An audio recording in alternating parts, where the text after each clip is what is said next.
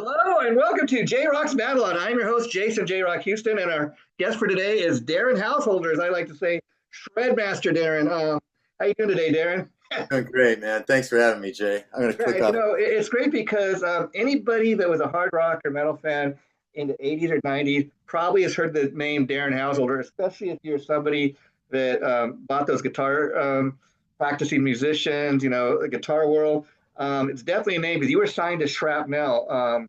So let's talk a little bit about that, Darren, how you hooked up with them. Yeah. So Shrapnel Records. So my first record was 1992. Okay. I did 3 records for Mike Varney's Shrapnel Records in the 90s, not 90s, technically. excuse me. Yeah, but I guess I'm aging myself here.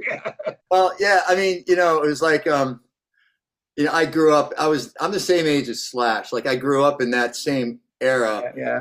It took me till like 1992 to get my first record. I was 26 years old. It's just, I say that because again, it's when Shrapnel was kind of a new label, and they were putting out that type of guitar-oriented music, at that time.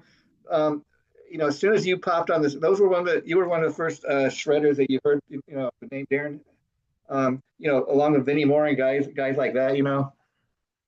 Yeah. Just so a little like history. So Mike Varney was an author for Guitar Magazine, so Guitar Player Magazine. So he had a Okay. spotlight call for new talent to send in tape. Every month they'd feature 3 guys. So in like 1983, Yngwie Malmsteen sent him a tape, and he had Yngwie come to America and recorded a record. The band was called Steeler, and Yngwie Malmsteen just like changed the game. Yeah.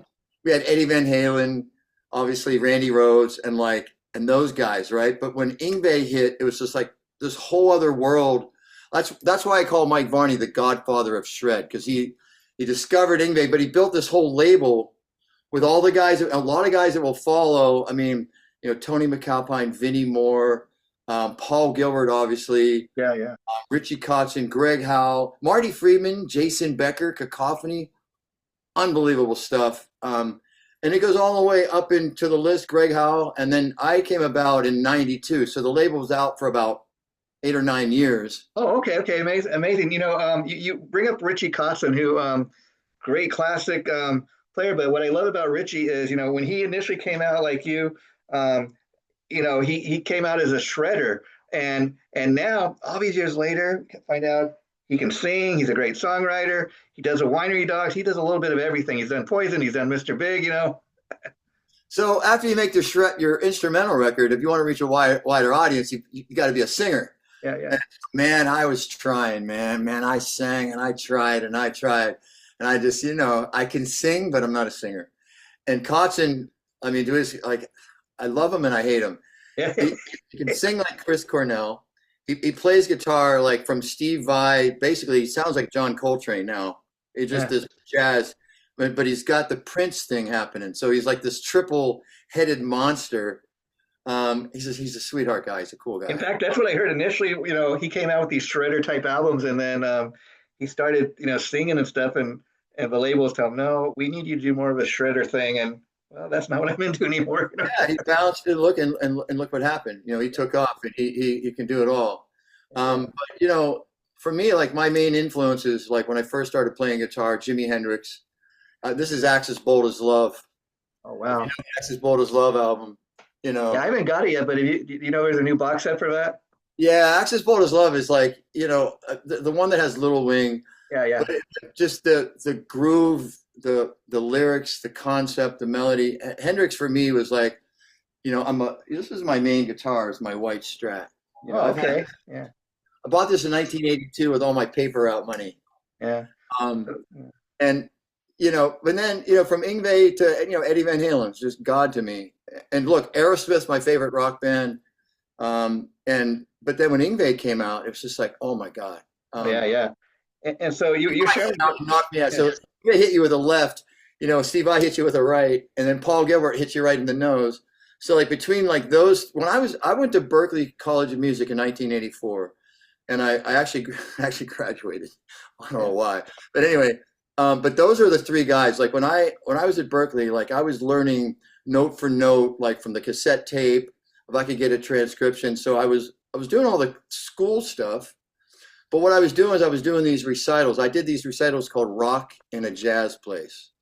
Okay. And so I would learn, like, the Attitude Song, Far Beyond the Sun, Icarus Dream Suite, Little Savage, Black Star, Paul Gilbert YRO from the first Racer X, album. And I would learn these, best I could, Yeah, yeah. and do these recitals. And so I was doing, like, learning. I was learning the jazz stuff as best I could, but I was really learning that stuff while I was there. Yeah, it's amazing because like even look at Randy Rhoads.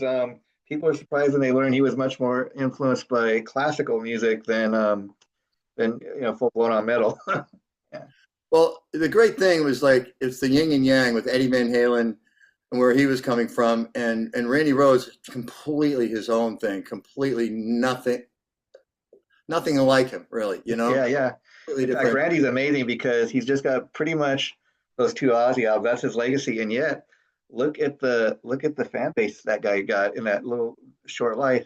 So Randy Rhoads is from Burbank, which is where I live. So Okay, now the house isn't there. It's been finally sold. I mean, his mother, rest her soul, absolutely. passed. But, like, his car had been parked in the driveway of the house over, I think it was on Birmingham, for decades Oh, wow. after his death. It was there for decades. And, I've met his sister and brother, and Brian Tishy is a great drummer, guitar player extraordinaire who's done these Randy Rhoads Remembered Oh, shows. sure, yeah. So that's where I was able to meet, like, his brother and Did you sister. did you play any of those gigs? So Brian Tishy went to Berkeley. So when I was there, Brian, was a great drummer, and then he's in his dorm room, hunched over this little, like, practice amp, and he's Yeah. just shredding. I'm like, Jesus, man, like, what are you doing? He's playing, dude. He was better than a lot of the guitar players there. Oh, yeah. And and so we did a recital. I think it was my senior year at Berkeley. We did a recital where he played drums, but then he also came out and played guitar with me, Yeah, yeah. dueling. And JD, the bass player in Zach Wild's Black Label Society, JD played on, like, all the recordings and the recitals that I did. So when we're playing, like, Little Savage, Wow, you wow. know, Yeah, yeah, all yeah. that, like, JD's the one playing the bass, and I've got old videos and pictures of us. But, Yeah, like, Brian Tishy is a multi-talented guy. I mean, he's known primarily the drummer, but I'm well aware he can play guitar. He can sing a little. I urge people to go. He has this Christmas album, Merry Tishmas, his kind of rendition of Christmas songs, rockin' Christmas songs, if you will. He's just amazing at what he does. no, it was great. And while I was at Berkeley, the one year the Dream Theater guys were there, John Petrucci, John Mayung, and Mike Portnoy, they were there. The one year they were there, I knew those guys. There was a recital that it was a guitar night thing. So Petrucci and Mayung played. We all played together. Those guys made a big impression. The one year that they were there, it was just like how industrious those guys. Those guys were in the practice room every I night. mean, the guys you must have ran in at Berkeley. I mean, because when you see all those guys that you went there with, and they're in Dreamy Theater, and they're doing all these other big projects. I mean, that kind of says something about the school, And I'm like, wow, if those guys can make it, maybe there's hope for me. Well, yeah, and this still goes on now, but, like, back in that day. So this is in 1983. I graduated from high school, and so it was like, where am I going to go? I want to go to music school, and where the guidance counselors. First of all, you're not college material. That's what they told me. And Yeah, then, so I set out a year after high school and basically just got books from the library. There's a book called The Guitar Handbook by Ralph Denyer, and I got it in the library. I eventually bought it. But, like, dude, I learned diminished and whole tone scales. I learned harmony. I learned all this stuff. So I would play the guitar from 8 in the morning till midnight, basically. I would go like a week without leaving the house. And I would teach guitar lessons also, and kids would come to the house. So I did that for a year. And then when I went to Berkeley, like, as a guitar player, most guitar players start with harmony 1. I started in harmony 3. So I was in classes with the saxophone and piano players because I'd self-taught a lot of the stuff before I got there, So I really knew. amazing. I mean, that shows your passion right there. That you don't just sit out of college for a year; you educate your own self. Yeah, but yeah, and the point of my story was that, do I go to GIT in Hollywood for 1 year, or do I go to this Berklee School of Music for 4 years? And this is like in the 80s, and it's like, what the fuck are you thinking, man? Go to Hollywood, right? Yeah, But yeah. I went to Boston.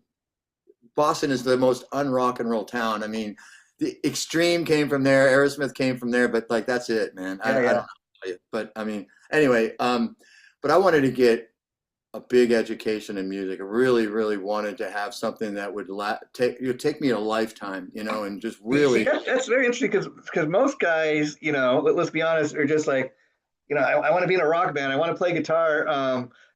Where your approach is more like, no, I want to really be good at playing the guitar. I want to educate myself. And that's why I think you've had a kind of a unique path, a different path, as you will, than a typical guitar player because you took the time to educate yourself. Like you said, you taught other players. What was that like teaching other people to Yeah, I play? mean, I taught guitar lessons for like 15 years. I taught while I was just in senior in high school. See, I started playing guitar like right before 10th grade. So I started playing guitar right when I turned like 15. I graduated from high school at 17. By the time I went to Berkeley, I was 18, turning 19. So that year off, I graduated young from school or whatever. But I just learned all the mode scales and I learned harmony and just basic stuff, right? But we were talking about, so when you're learning a song, so like you you have a cassette tape, let's say, right? Because you got a pause button and you can go and you can rewind and hit this like one measure, right? So, but when you're learning songs by ear, once you know what key or mode you're in, like the first chord, if it's a G major chord, all right, I'm either in the key of G, or G is the four chord of D, or it's the five chord of C. So when there's another chord, then I know exactly what key or mode the whole neck's unlocked. When I start hearing melodies, I already know the railroad tracks the train is on, Oh, wow, And wow. so you're able to determine if it's a G blues or if it's more of a majestic, you know. See, that's So why anyway, you're the type of player where's melody to you're playing when you and because you're so educated, I imagine you can play more of it. You can do a shred thing great, but you can do other types of music as well. I can learn music easier. It's being having some basic knowledge helps you learn music better. It doesn't like tap your creativity. And there was just people would say, oh, I'm a street player. It's more cool. I'm like, dude, I'm a street player.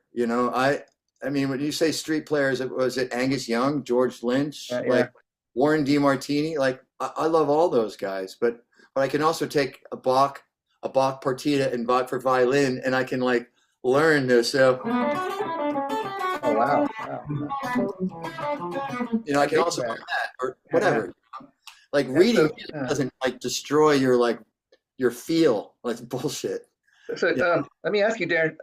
Go back to like when you were making your very first album. When you got the deal with Shrapnel, yeah. what was that like? I mean, because again, this is guitar-oriented music. That's kind of a new thing at the time. Where you're going to buy an album full of guitar kind of oriented music, has no vocals. It was kind of a new thing at the time. I mean, what was your approach to making the album? Yeah, I've got like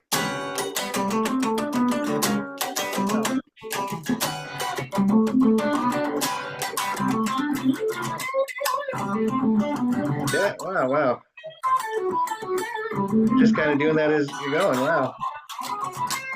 Wow. Wow. Wow. like I went to a jazz school and I was doing rock in a jazz place. So I had this like notion of like a heavy metal big band, Sure. right? Sure. So you had horns and just guitar shredding and just had that pop of like distorted guitar with horns. So I was creating like these kind of Wow.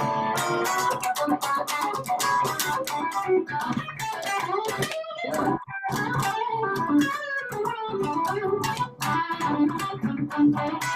Wow. Quite impressive. whatever, right? Yeah. Yeah. Uh, but I learned this funk and soul when I was there. There's a good story. When I was in the Berkeley dorms, there was a guitar player across the hall named Charles. And Charles was in this, his father's black gospel band in like Alabama, Mississippi or something. And he was playing this funk thing that I had never seen anything like that in my life. And it made this huge impression on me. Because, you know, like, dude, I grew up playing Rush and Yeah. Judas Priest and Van Halen, and I'd never seen anybody.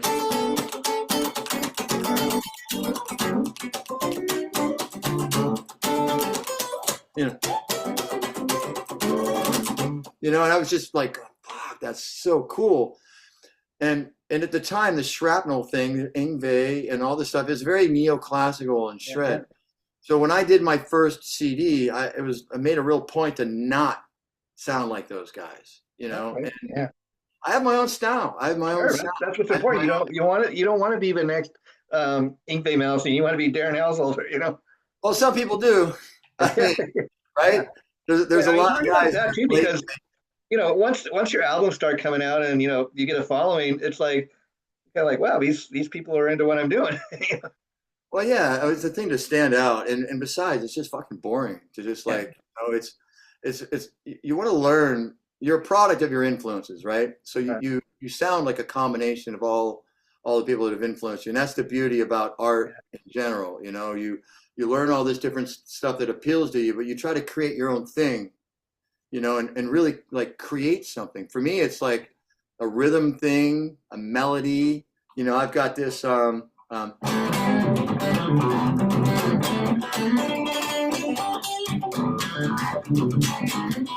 wow, wow.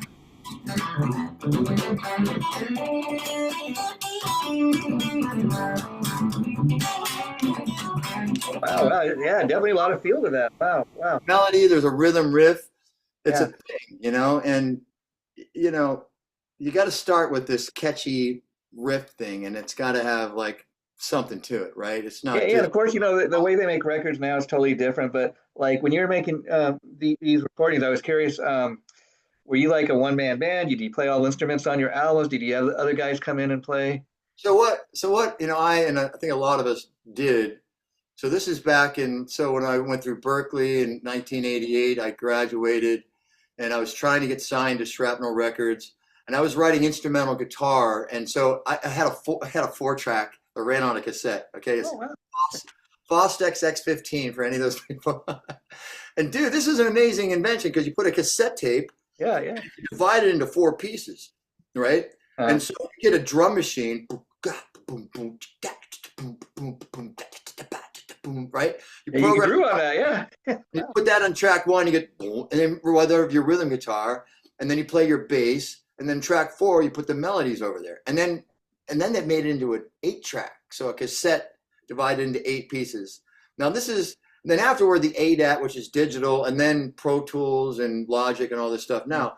But back in those days, like I would just program the drum parts, and not just like a click track, but I would actually play all the instruments. So all 3 of my CDs, I played drum machine and bass, but in this case, I give the tracks to Ray Luzier, and I say, pardon my drum machine, make this thing great.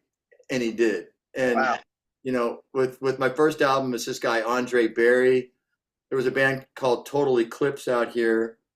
The guitarist, Vic, is Sammy Hagar's guitar player. Well, okay, Big Johnson. Andre's a great dude. They were like an all-black rock band that was just like, they were killer.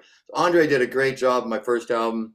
On the second album, I basically took the budget Mike Varney gave me. Mhm. Instead of paying musicians going into a studio, I bought a studio.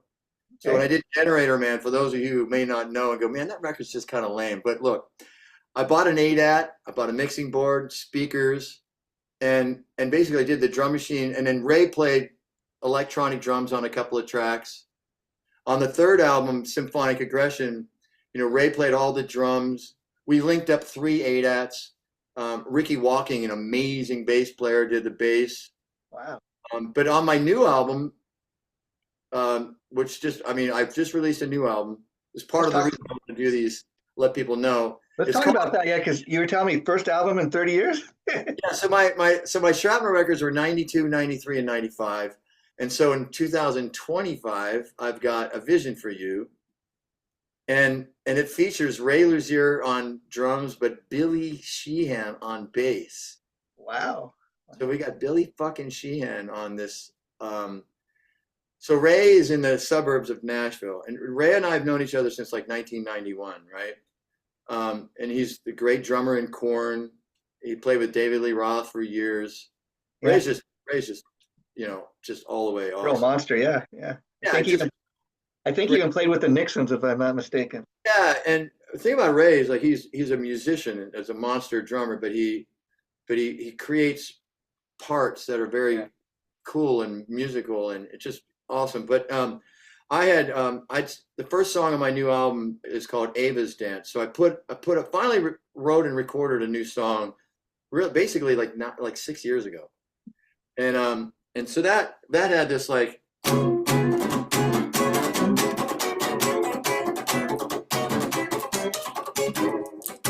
Right? And so my granddaughter Ava would be dancing around the living room, and then finally I kind of went, wow.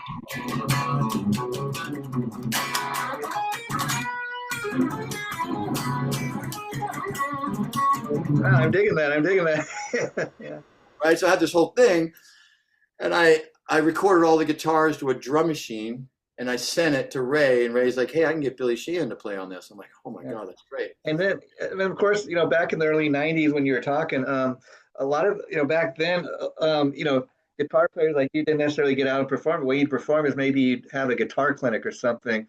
Is that kind of what you were doing back then? Yeah. So to go back to those days, so yeah, I was with Washburn for a minute. I got a few guitars for free. It's on my first album. Yeah. I didn't play that guitar on the first album. I played this guitar. Oh wow, beautiful. The guitar I used for the first Shrapnel record. Okay. Scalp, fretboard, EMGs, just like a beast, right? Right. But the thing was, is that I love doing guitar clinics because I would teach. Yeah. And perform. So I would play to backing tracks, but I would give handouts, and I would teach like just stuff, right? Oh, sure. And then there was so Kramer guitar. No, that was Kramer guitar, and then Washburn. Washburn I did up for my first album, and then basically after my first record, all I was doing was like writing and recording and teaching guitar, and went for a few years where I wasn't playing gigs, and it was just Yeah. I'll do it. And I got an album, so like certainly I'm going to get into a big band. Well, and that's where the stories begin. Like, yeah. So after the '92 release, I was in WASP for about almost 2 weeks, and I famously asked Blackie, so what do you think about a stage solo? And he said, why don't you just open up the show? So, that didn't last. I got fired. I was in Enuff Znuff for a weekend. I recorded a lot on their demos they did for Strength, their third CD. Okay. Which they actually used a lot of the parts that I did, but whatever.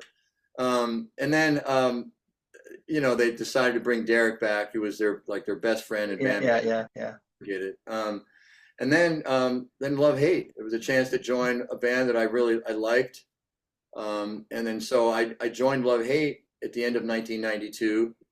And January of '93, we went out on a 10-week run on a tour bus in America. We did a new album. We did a video. We went to the UK. It was on. It was like what I wanted to do. Yeah. And so, Love Hate they're one of those bands that should have been much bigger than they where I mean, Jizzy will still kind of go out occasionally, like do UK shows and stuff like that with Love Hate. He's fronting Quiet Riot now. He was briefly in a Rat.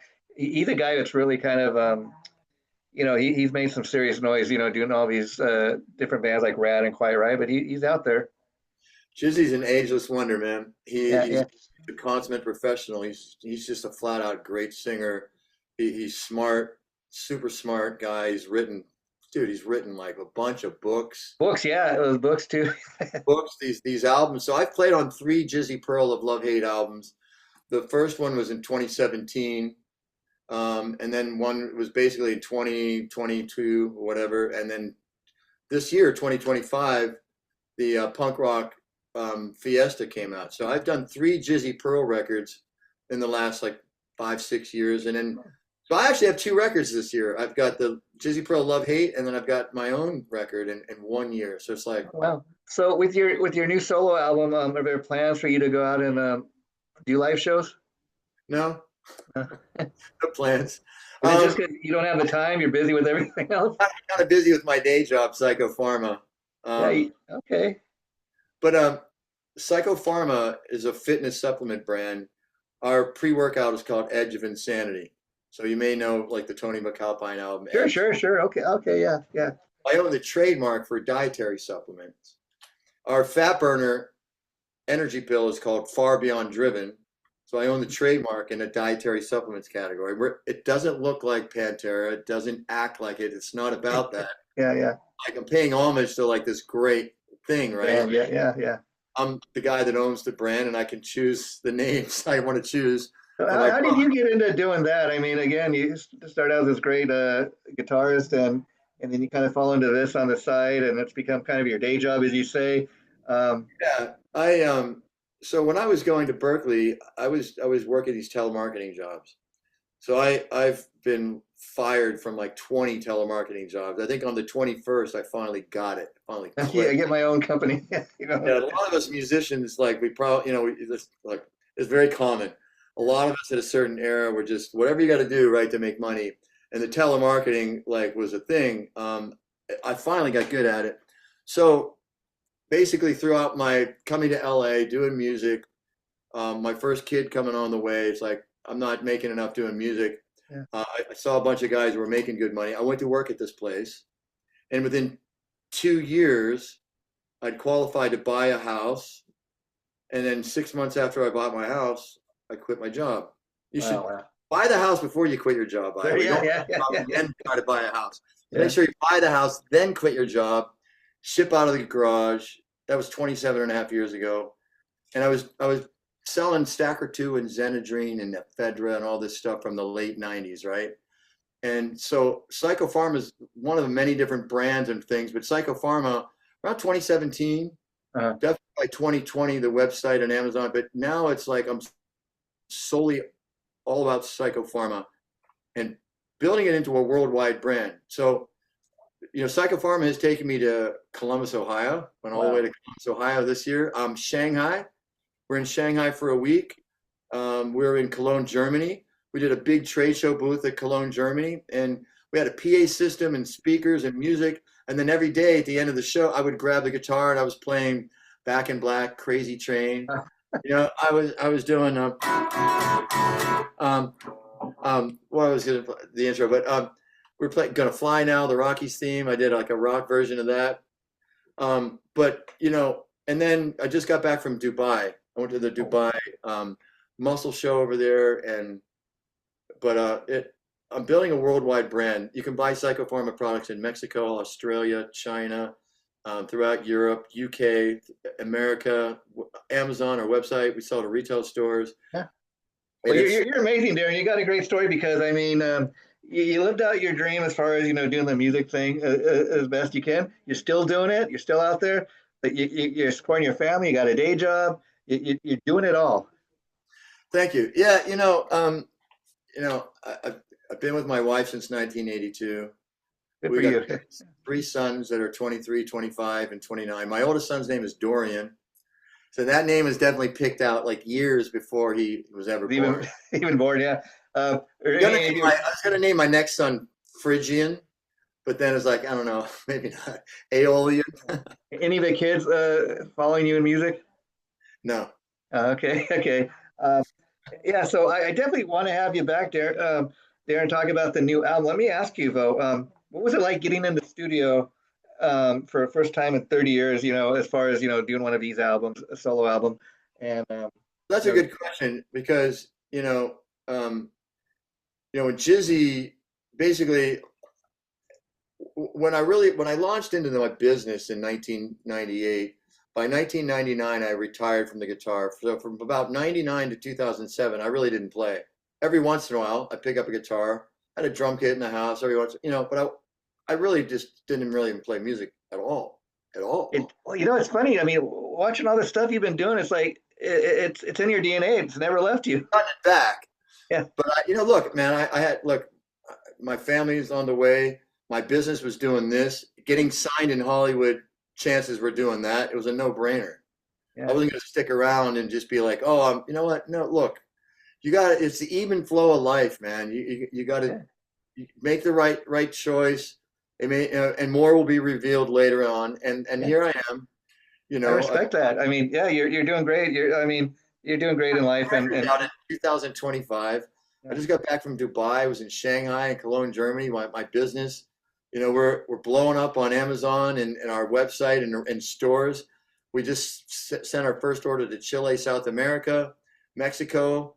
Been in China for 4 years. wow.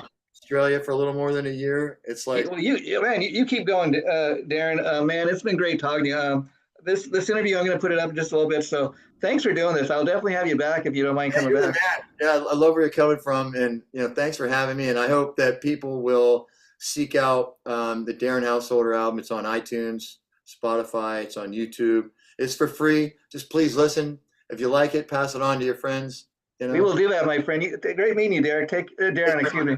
Bye bye. Thanks, bud.